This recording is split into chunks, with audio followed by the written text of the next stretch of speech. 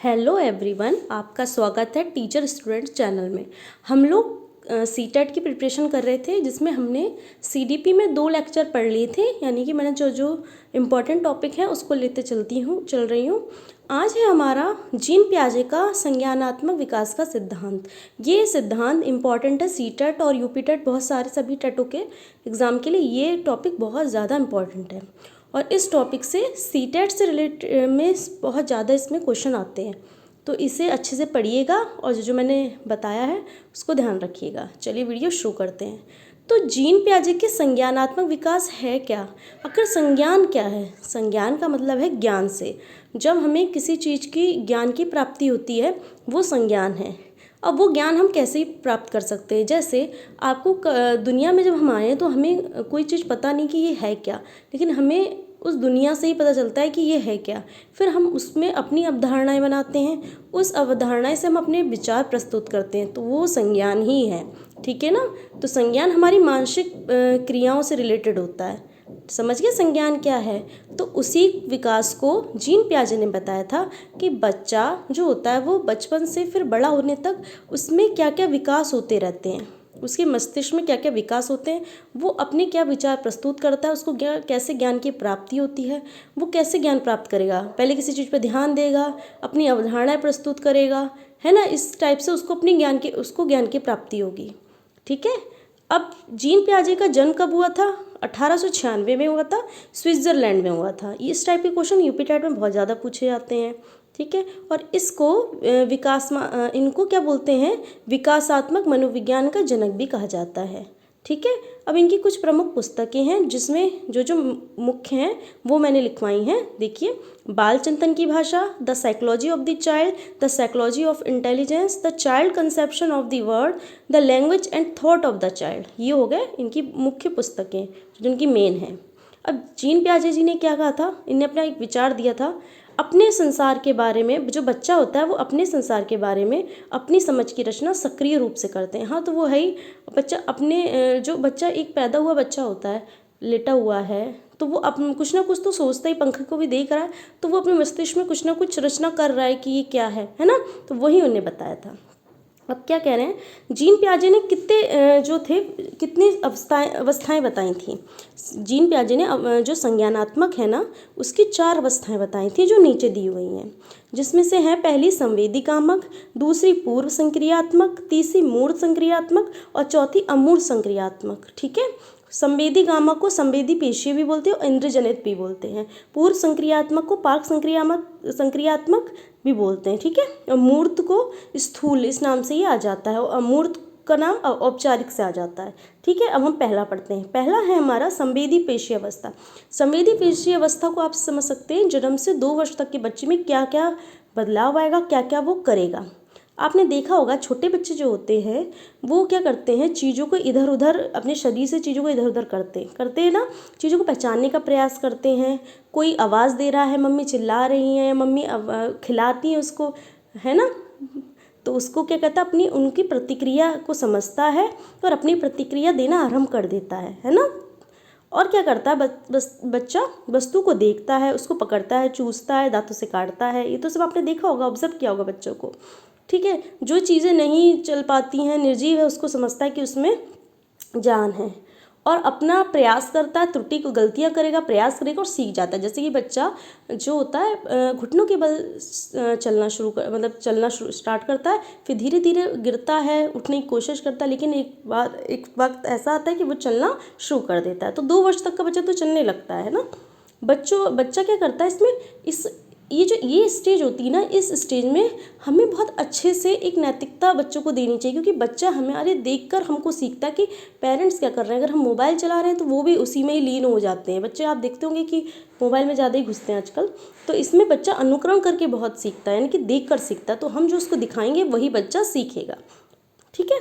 दूसरा, आगे पूर्व संक्रियात्मक अवस्था, इसको बोलते हैं प्री ऑपरेशनल स्टेज। और जो हमारी संवेदी पेशी अवस्था थी उसको सेंसरी मोटर स्टेज बोलते हैं। ये जरूर इंग्लिश में भी आप इसको ध्यान में रखिएगा। ठीक है।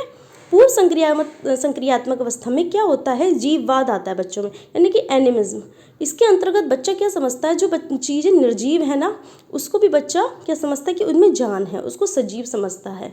ठीक है, बालक जो बच्चा होता है वो समझता है कि बादल, साइकिल, हवा, घड़ी, ये सब वस्तुएं कैसी हैं, सजीव हैं। उसको तो अभी नहीं पता ना। फिर क्या होता है, इसमें आत्म केंद्रिता आती है बच्चों में, मतलब सेल्फ सेंटर्ड होता है। बालक ये सोचता है कि वो दुनिया में मुख्य वही है, मतलब वो प्रधान है घर का, उसके इर्द गिर्द ही उसके पेरेंट्स घूमते हैं, उसके दादा दादी घूमते हैं, उसके भाई बहन, वो है जो है, उसी के चारों तरफ पूरी दुनिया है। ठीक है ना। फिर है केंद्रीकरण, सेंट्रलाइजेशन, मतलब कि वस्तु का, बच्चा जो होता है वस्तु का एक ही पक्ष देखता है, उसको अभी समझ नहीं है कि वो और चीज़ों को जान सके ये क्या है। कोई किताब देखी तो वो किताब है, अभी उसको ज्ञान नहीं है क्या है। ठीक है, इस अवधि में बच्चा जोड़, घटाव, गुणा, भाग आदि सीख लेता है, लेकिन उसको नियम नहीं पता है भी। ठीक है, बच्चा क्या होता है इसमें, पलटा भी गुण नहीं कर पाता, यानी कि पलट की चीज़ों को नहीं कर सकता।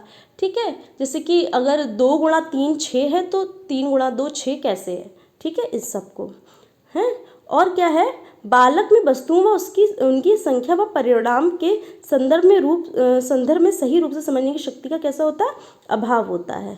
जैसे कि मैं आपको बताऊं, अगर एक बर्तन ये है और एक बर्तन ऐसा है, ठीक है, ये भी 100 ml इसमें वाटर आता है, इसमें भी 100 ml वाटर आता है, लेकिन बच्चे को जो बड़ा बर्तन है, बच्चे को लगेगा, अगर हम पूछे पानी किस में ज़्यादा आएगा तो वो इसी पे बताएगा, दूसरे वाले में पानी ज़्यादा आएगा। इस पॉइंट का मतलब ये है। ठीक है, अब क्या है, तो यही चीज़ बताई गई है।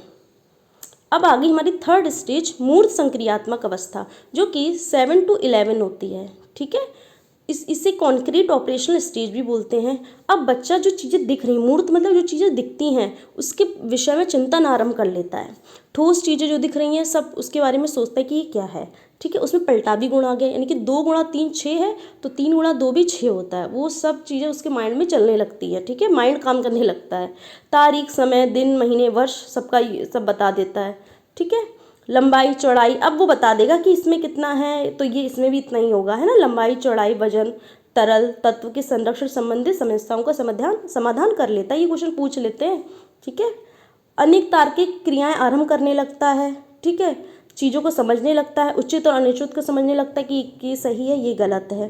ठीक है, वस्तु की लंबाई, वजन के अनुसार उनको क्रम में असेंडिंग डिसेंडिंग करने लगता है। भाषा संप्रेषण योग्यता का उसमें विकास हो जाता है, भाषा वगैरह उसको आ जाती है। ठीक है, परंतु इस अवस्था में बालक मानसिक संक्रिया तभी कर पाते हैं जब वस्तु मूर्त या स्थूल रूप में हो, और साथ ही बालक का चिंतन पूर्णतः क्रमबद्ध नहीं होता है।